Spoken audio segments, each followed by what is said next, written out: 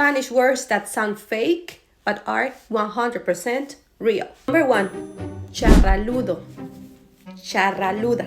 Someone who has messy hair, that one friend that's always looking like a walking disaster. Number 2, merienda. In some countries, it's an official fourth meal. Like in Spain, it's a magical snack between lunch and dinner.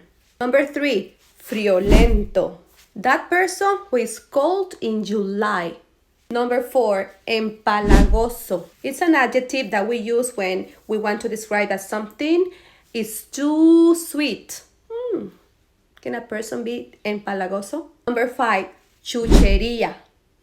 Chucheria. Chucheria. Candy, snacks, a sugary goodness with a fun little name. Which word was your favorite? Drop in the comments which one was your favorite and if you're going to include it in your vocabulary list if you're learning Spanish.